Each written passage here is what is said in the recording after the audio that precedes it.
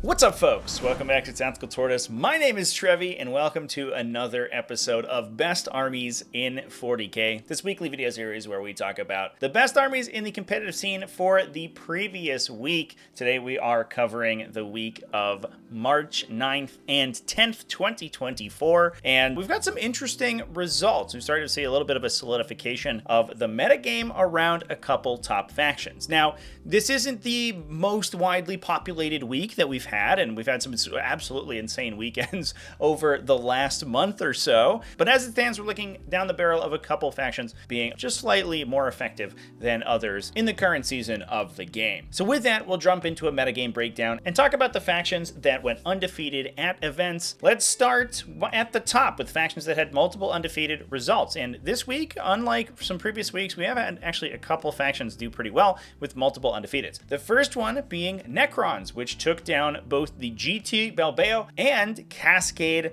Clash. Cascade Clash is a bit of a friend of the channel. They sponsored a couple videos a couple weeks back, and it sounds like their tournament went off without a hitch, and not only had those Necrons at top place, but also had World Eaters at second place, who also went undefeated. World Eaters also took down the 10th Berry Bash as well. That one was actually streamed over by our friends at Tabletop Live, if you want to go check out the games from that. We also continue the theme with Chaos Space Marines with Death Guard, who went undefeated both at Meta 40k Marcius as well as the Planet Arcanite event, which was streamed over on Wargames Live. And a shout out to that event because the finals are absolutely wild. The Death Guard and Black Templars, which we'll talk about next, both tied in the finals, which is a nuts resolution to the weekend. Super duper good gameplay over on that stream. And that moves us on to Space Marines, who had tons of undefeated players this week. Black Templars getting 2 players in undefeated, one at Planet Arcanite, as I just mentioned. The other one at the Quebec City Open, with a really interesting list that we're going to be talking about later on in the video. We also saw Salamanders take down the Amsterdam Battle Brothers, a relatively smaller event, kind of edging on the cusp of GT level, but we're still going to talk about it today,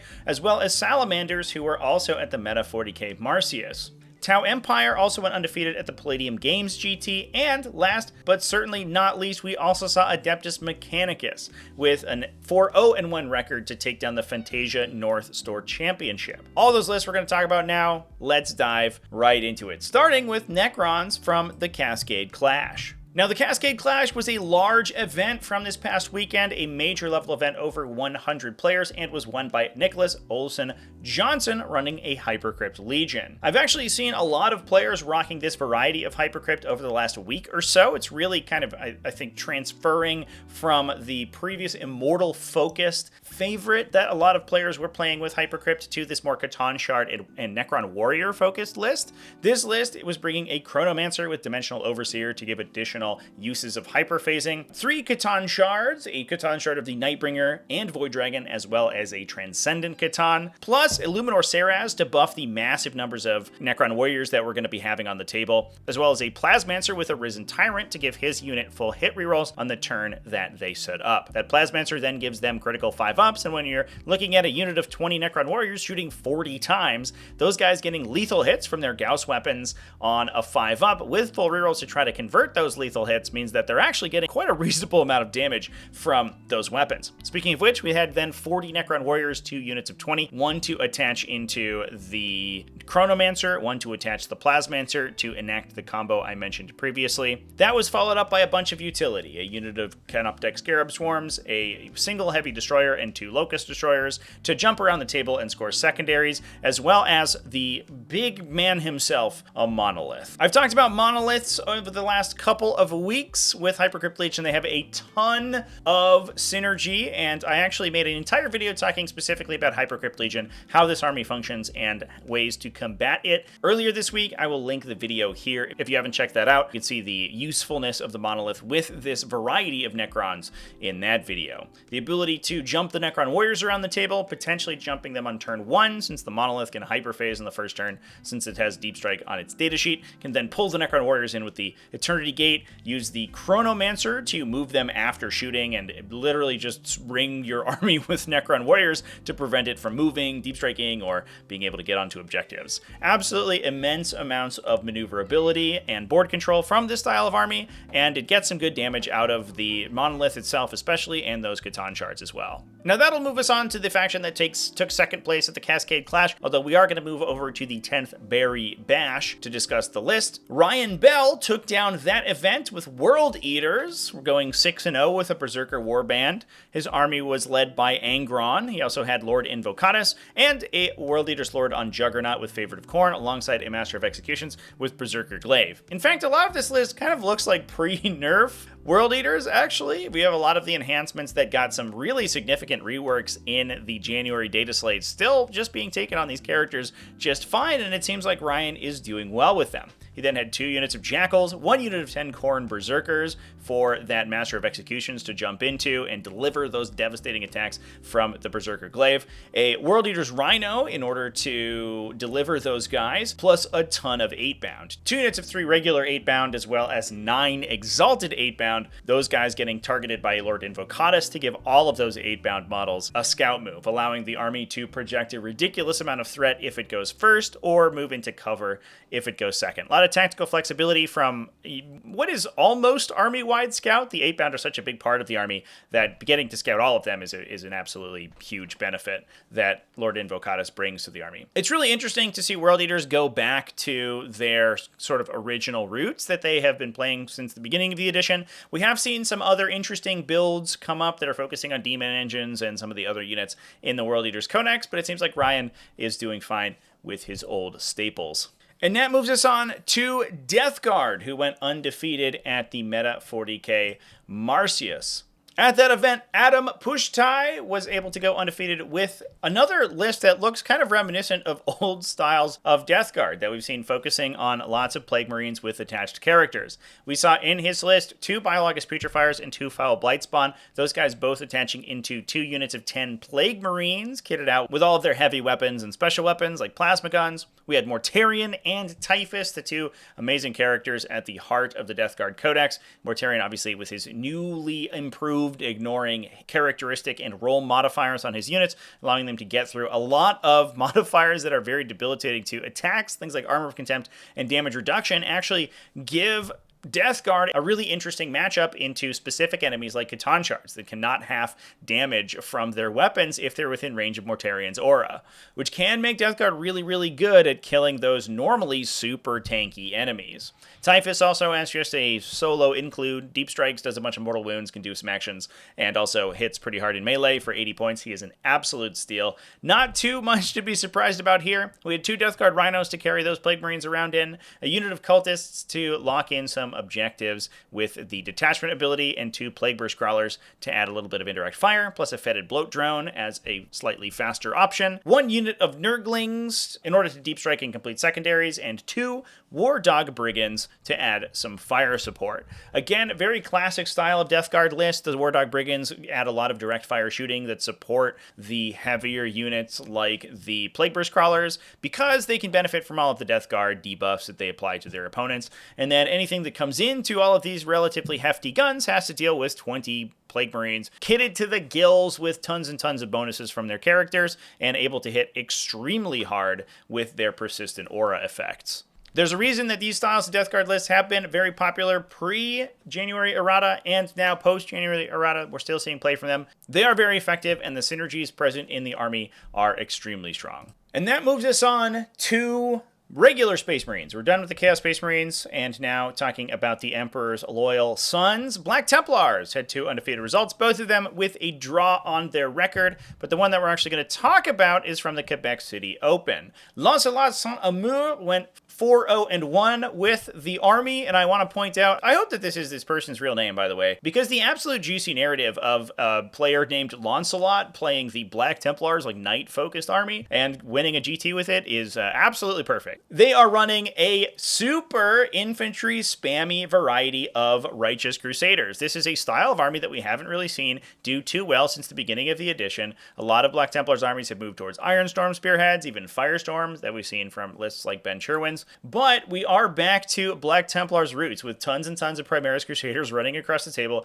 and beating your opponent absolutely into a fine paste with a million chainsword attacks. This army was running a Lieutenant with 10 Hauser's Bones, Chaplain Grimaldus, as well as High Marshal Helbrecht. Those guys jumping into one of the 4 Primaris Crusader squads in the army, each of those rocking 20 Primaris Crusaders. I have an entire video talking about the full combo of bringing Primaris Crusaders, but the fact that each of the models in this unit has 5 base chainsword attacks makes them absolutely nuts. And anytime that they have access to something like rerolls or lethal hits, the unit goes absolutely wild. They can gain lethal or sustained hits from their Templar vows, add additional Templar vows on top with Fervent Acclamation, get additional armor penetration with Crusader's Wrath, and get further buffed either with High Marshal Helbrecht, allowing those critical hit effects to trigger on a 5+ rather than just a 6, meaning that they're lethal or sustain.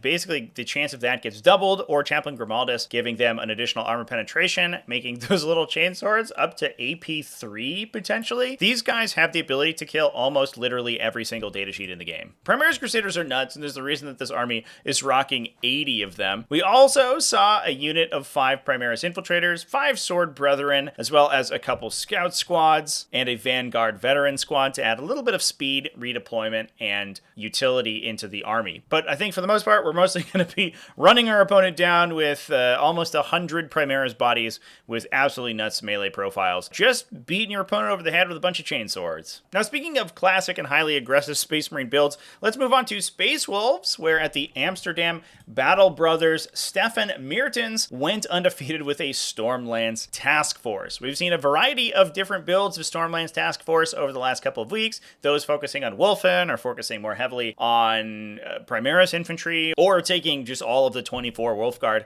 that you can pack into the list. But Stefan here has taken a little bit more of a combined arms approach. He's taken Logan Grimnar on Stormrider, as well as 2 Wolfguard battle leaders on Thunderwolves and a Wolf Lord on Thunderwolf. That allows the battle leaders, as well as the Chapter Master and Wolf Lord, to attach into the 2 units of 6 Thunderwolf Cavalry that are in the list to make 2 little Thunderwolf Cavalry bricks. We then also have 2 units of Jump Pack Assault Intercessors. These guys are great in Stormlands for their ability to advance and charge, high base movement, and just general utility, being able to jump around, grab objectives, or fight over objectives with enemy trash infantry, where you don't really want to be forced to commit an entire Thunderwolf brick into that instance. You can use them to clear enemy screens as well, the units that would normally be move blocking the Thunderwolf Cavalry, and just trade them for enemy units. They have enough attacks and their mortal wounds on the charge mean that they're pretty good at clearing out enemy units that are going to be stopping and preventing your larger melee units from getting to grips with your opponent's army. And speaking of those larger melee units, we also had a bunch of armor as well. 2 Brutalis Dreadnoughts. Those guys would add a little bit of anti-tank shooting in the back line. The Brutalis Dreadnoughts have multi-meltas baked in on their chassis, so while they aren't the longest range guns in the world, they could definitely put a little bit of additional shooting down range. As well as 2 Gladiator Lancers. Those guys, with their extremely long range guns, able to put some damage on your opponent's army from super far away, punishing them for remaining too cagey and not wanting to come and get to grips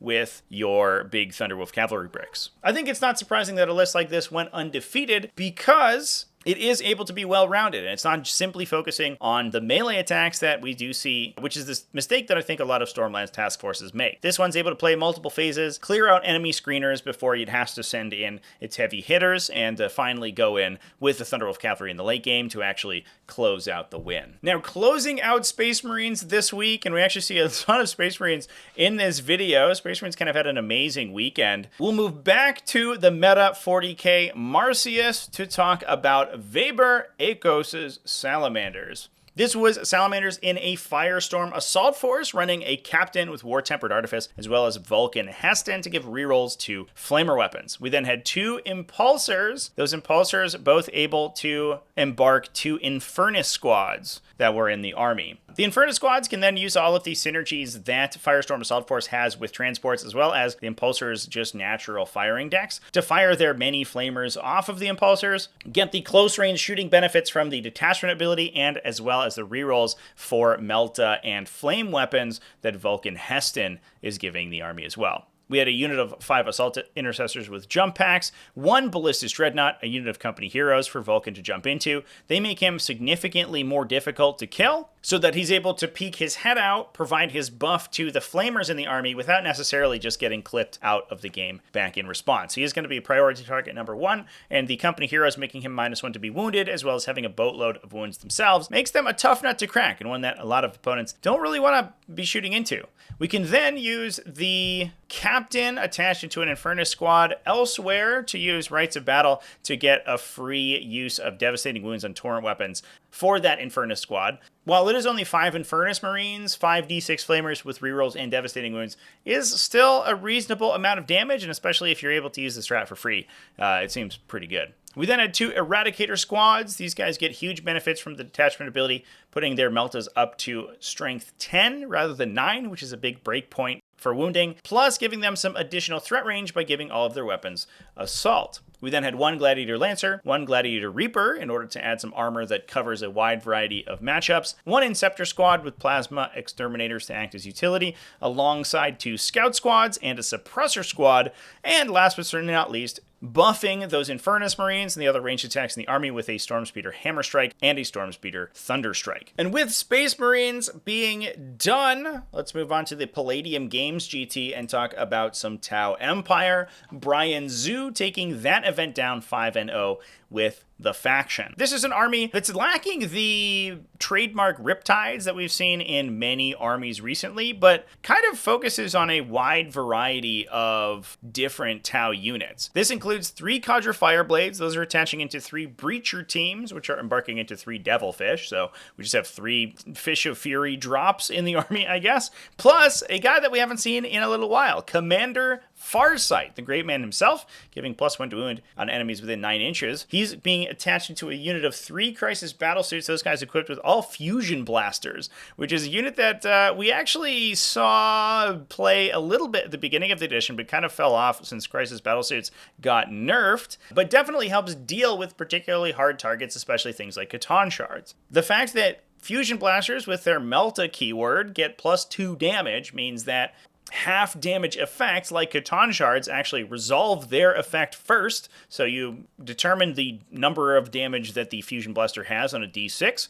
half that thanks to the Catan Shards Necrodermis, then add +2 from the bonus damage from Melta, which actually makes them very good at killing Catan Shards, and Tau being one of the factions in the game that may be very well suited to deal with Necrons because they are very good at killing Catan Shards. We then had another unit of Crisis Battlesuits, these guys attaching onto a Cold Star Commander, that being a full unit of 6 with Psychic Ion Blasters, Exemplar of the Kauyon on that Cold Star Commander to give him sustained 2 on round 2 rather than round 3 from the detachment ability. We had 2 Hammerhead Gunships, a lot of support units in terms of a Pathfinder team, a unit of Kroot Hounds, as well as a unit of Tetras, plus 2 Piranhas as well to guide the army. Overall, pretty interesting Tau list. Not very much of a focus on the battlesuits, a little bit of a battlesuit focus, but also putting a lot of focus on those Fire Warrior units. The Breacher teams in the Devilfish alongside 2 Hammerheads adds a lot of both close range and long range shooting. And it's cool to see Farsight on the battlefield as well. I absolutely love that guy. His updated model is gorgeous, and it's cool to see the Fusion Brick return to the table. And that moves us on, last but certainly not least today, to another 4-0-1 record.